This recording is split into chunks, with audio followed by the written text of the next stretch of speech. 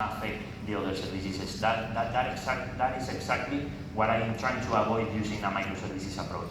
So in this case, we are centralizing all the communication on Event Grid, which is going to have event publishers and event consumers, or event handlers, you can name it.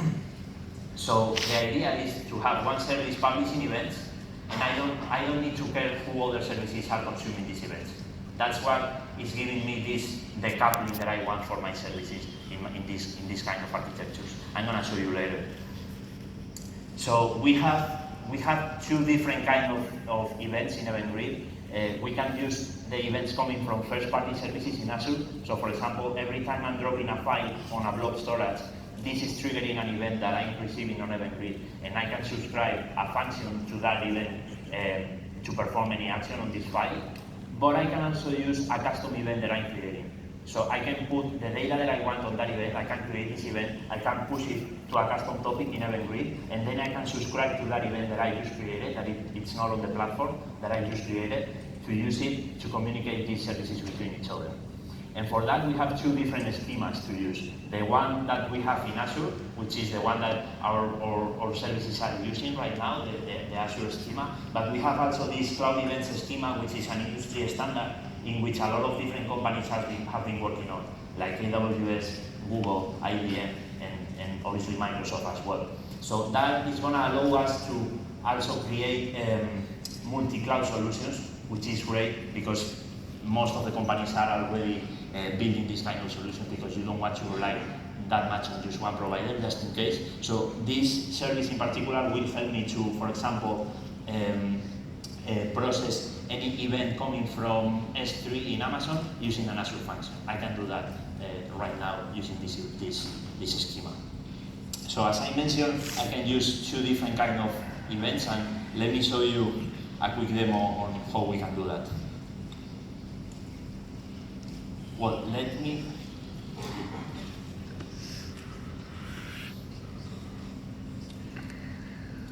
okay, so I'm going to start on Visual Studio Code.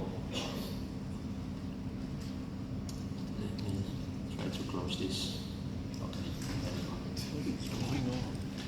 So I'm going to start on Visual Studio Code, and this is the code of a function that I built. It's on JavaScript, and I'm publishing a custom event.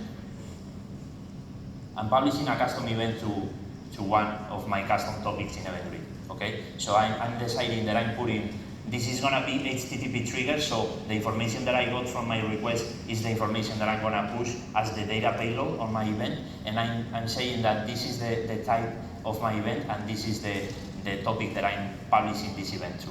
Okay, so I can use Postman, for example, to debug this application. Let me run the application, the function locally first. So this is running the functions core tools, which is running the same exact runtime that you have on the cloud, is running it on your computer. So now I'm going to be able to debug my function here on my PC, and you can see that this is the 2.0 version. And this is deploying my function right now on my computer. And as you can see here, I have 3 different endpoints that I can hit. Those are all HTTP trigger functions. And I'm going to use this one right now because it's the one that is creating this custom event. So I'm going to Postman, and I already have my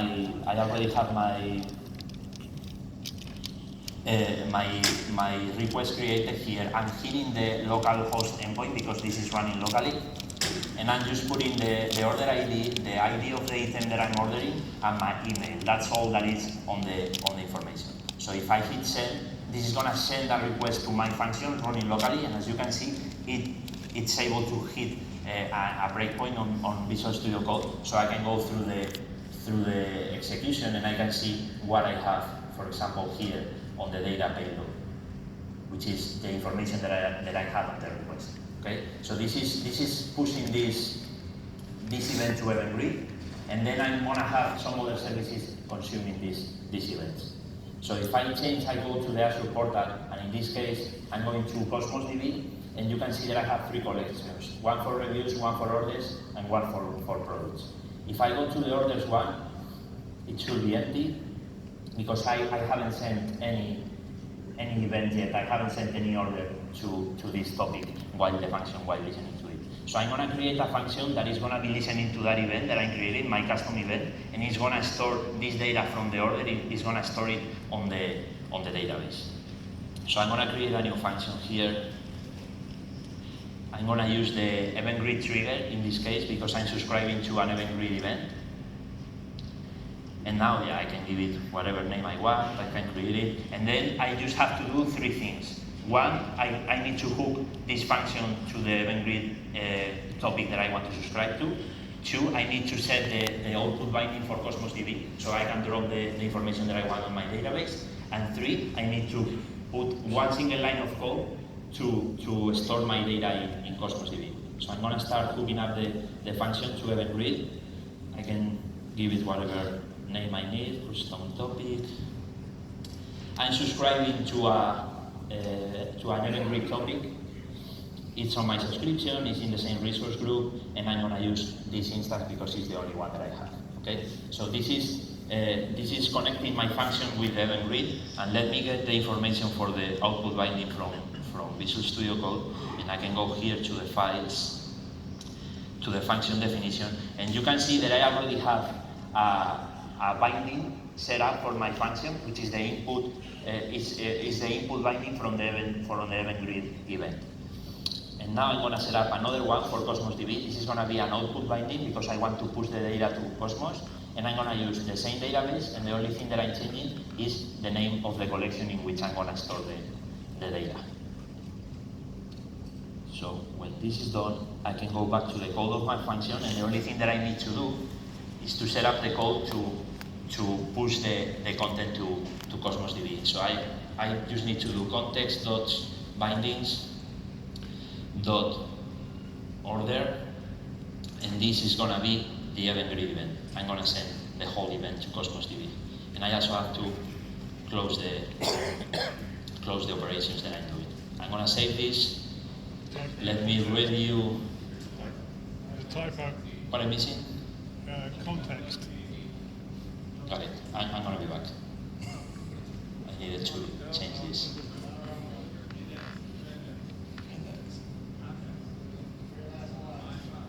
Msignite, thank you very much. Okay, so now, if I do the same thing that I did, if I just send an event to event grid, this is hitting my endpoints again because it's still running locally, but it's sending the event to the event grid on the cloud. You can see that the function has already executed, and it's executing with this event that I'm getting from event grid. And if I go to CosmosDB and I refresh the list of documents that I have there, in any minute I should see this order information already on the CosmosDB database.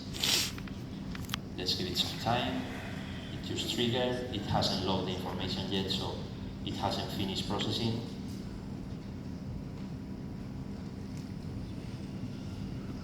It should be done at any point.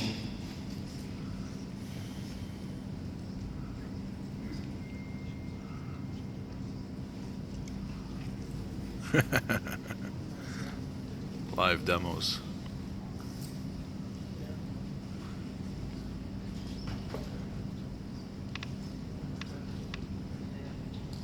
There we go. So here we can see that it's logging the information that I got from my event, and then if I go to CosmosDB, I can see that I already have the document with all the information coming from the event. You've seen that I just put one line of code and I just set up a binding on the function settings, and that's all I need to do for that. Let's go back to the presentation. So this is the schema that you can use for the events. You can look at this at the presentation, and this is how we are pushing these events. And the idea that I want to highlight here is that I can have the couple services using this kind of communication because I'm pushing the events to use one place, and then I can add new modules that are going to subscribe to these events, and I don't need to worry about the code that I already wrote for the rest of the components. So